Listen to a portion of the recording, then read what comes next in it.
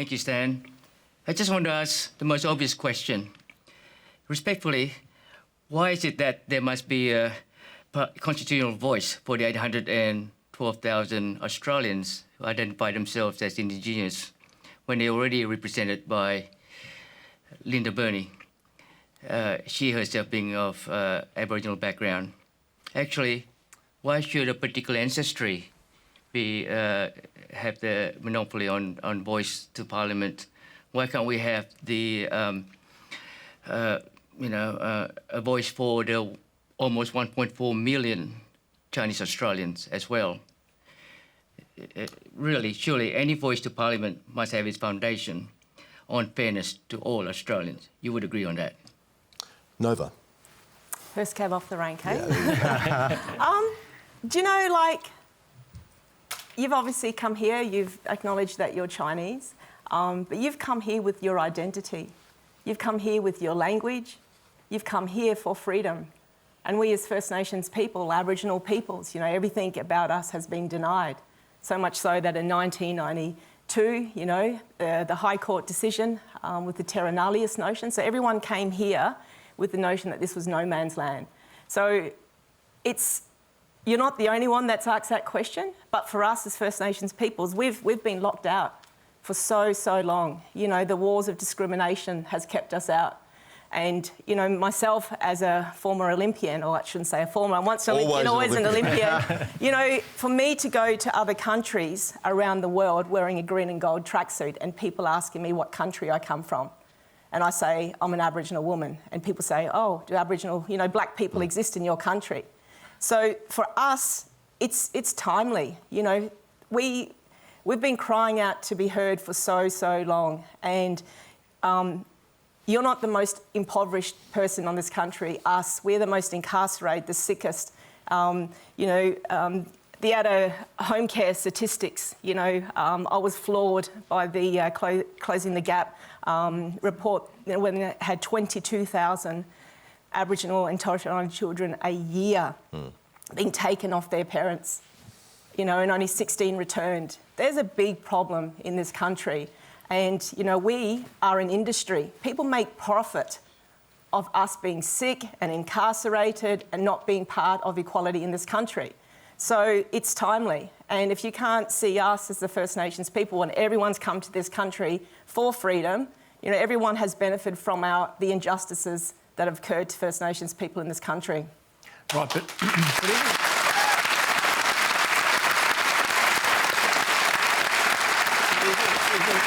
isn't part of the argument, one thing that whenever we have conversations about this on my radio show, part of the argument of people who oppose the voice is that all of the things that you're talking about, the higher rates of incarceration, the higher rates of infant mortality, the inferior rates of healthcare, that those things are where we should actually be focusing on, and that, quasi-symbolic things like a voice to Parliament or recognition in the Constitution don't necessarily affect those things, so that maybe there are more practical things that can be done than a voice. Well, it's interesting because Ken Wyatt said that he wanted something legislated.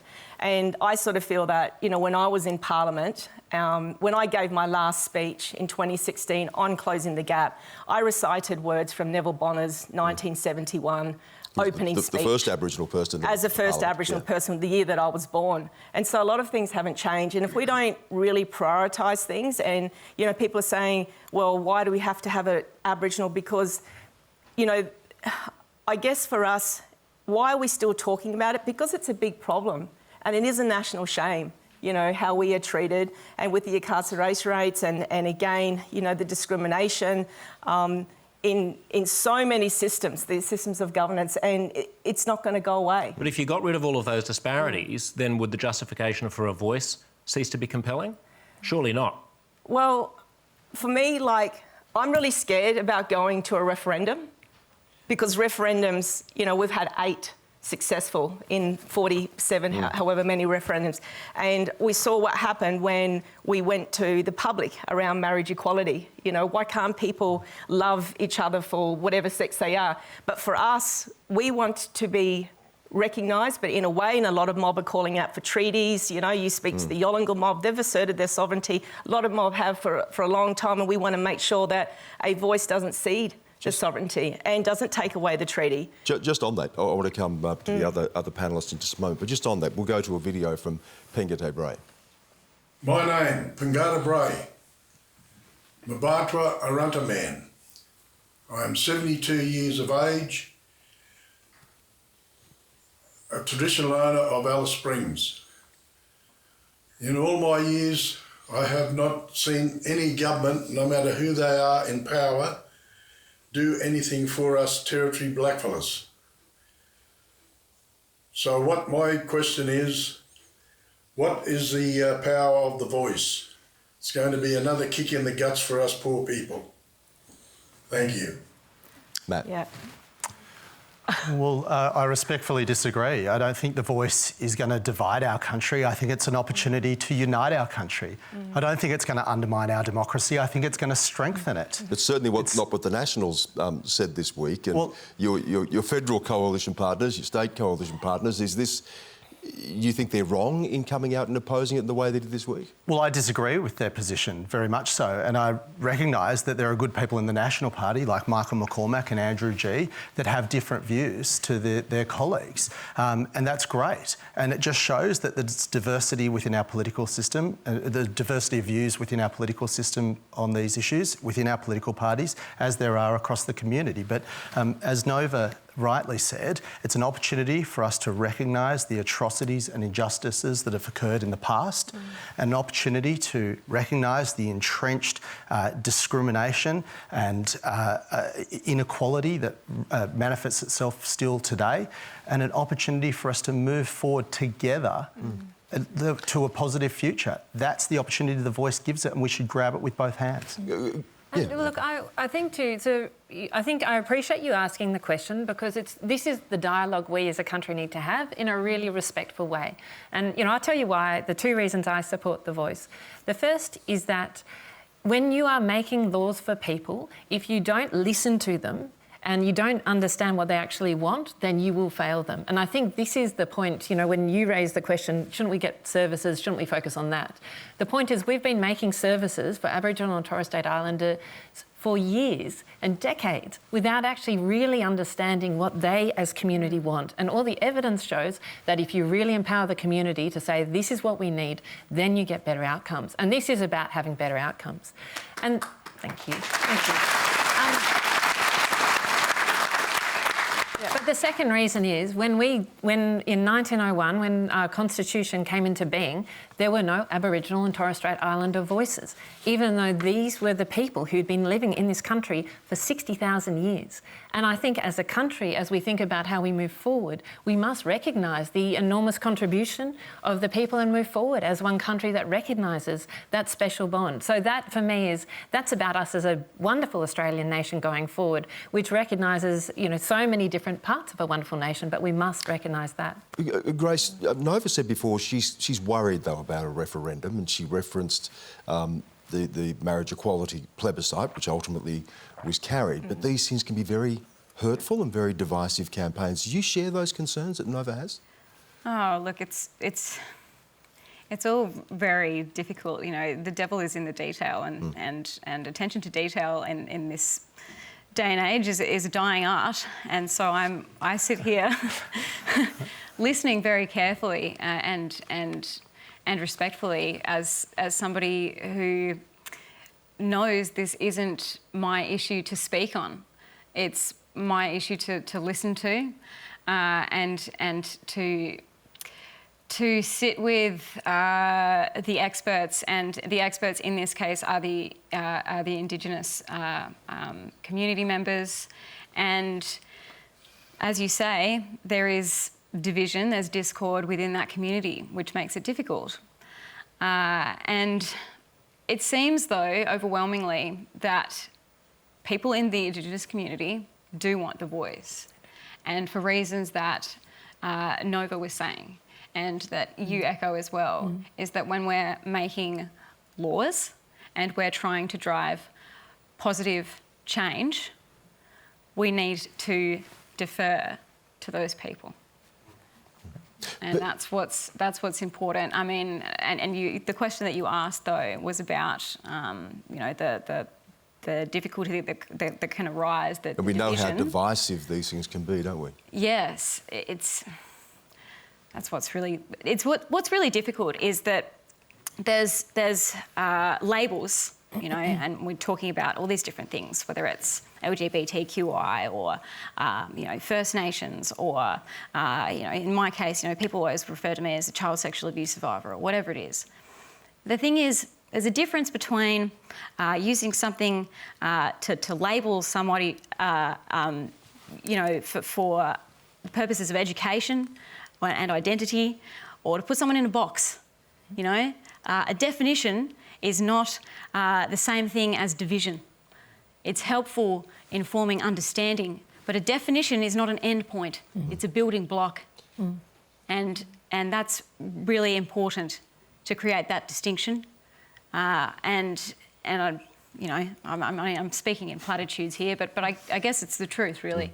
Just on the question of the divisiveness of the referendum, can I just pipe up and put in a defence of democracy and a defence of the rambunctious divisiveness that it entails, in the sense that, I mean, I think what you were saying, Allegra, is totally right. That, I mean, I wasn't putting forward a particular opinion of mine. I was just saying that we live in a society that thankfully has a huge diversity of opinion, not just, you know, across every metric. I mean, even within the Indigenous community itself, you have a difference of opinion. I'm a bloke who's married to another bloke. We went through that referendum. It was a little bit dirty. It was a little bit feisty. Guess what? That's the nature of living in a civil society where there are disagreements. There are going to be disagreements. There are going to be people, you know, there's going to be a bit of sledging and there's going to be a bit of this and that. We also know, Josh, it's how you disagree. When you're dealing with communities that are very traumatised, then that becomes very much more sensitive. Of course, but I mean, to move forward, you're going to have to cop a bit, aren't you? We've been copping a lot of bit for a long, long time, though. Let's make it here. No, I do need to move on, but I want to finish with you on this, because Pengate raised something that I think you were also alluding to, and that is that in our communities, First Nations communities, there is also differences of opinion on this. You were just in Canberra, you were taking the temperature, having meetings with people, you're out in communities as well. Where does this land with First Nations people? Well, I guess, I was in Canberra yesterday on the floor of Parliament when I heard the Prime Minister deliver his speech, and the opposition leader as well. And, you know, I took a Tiwi lady in because she felt that her voice wasn't being heard. And Uncle there from Central Australia feels like consecutive governments. And I know that because, like I said, my last speech, and our lives have been used as political footballs every time a cycle of government comes around. At the end of the day, I feel that there is some sort of merit in this. And if we don't start doing something differently, nothing will change. And this voice, who is going to be in the voice?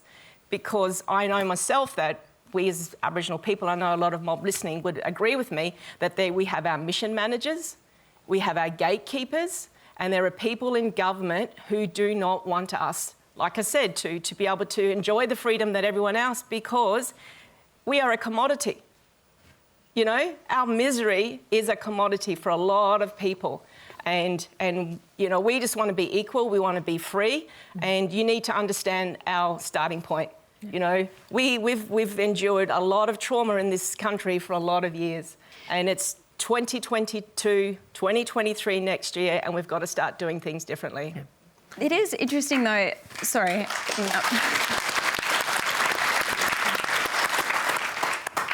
It's interesting though, so before the show, I just happened to be talking to Dr. Tracy Westerman, who's an Indigenous psychologist. And one of the things that we come across with in the sector that I work in, which is fighting pedophiles, which is great fun. That's a joke. And not literally, obviously. That would make for quite a spectacle. Is that data can be manipulated just as easily as minds can. And, you know, we were talking before about, you know, and we heard from the Indigenous man before in that video, you know, about the poorer communities and the representation in these poorer areas. And, you know, a lot of the data from those areas is not necessarily the truth. And so, you know, are we hearing the truth of the stories and the representation from the poorer people and from the poorer communities and what they really have to say about this issue. So before we actually move on, I do actually wonder, is that something? Which was the point you were making. Yeah, about the people in the community. Yeah. You know, it's tiring being so impoverished, and it's so tiring picking up the newspaper and seeing all these deficit statistics about our lives. You know, and it's really draining on our young kids who keep picking up the newspaper and reading that. So, you know, if we can do something different and the model's right, it's something that all Australians should embrace, because you can't move forward as a nation without understanding the history of this country.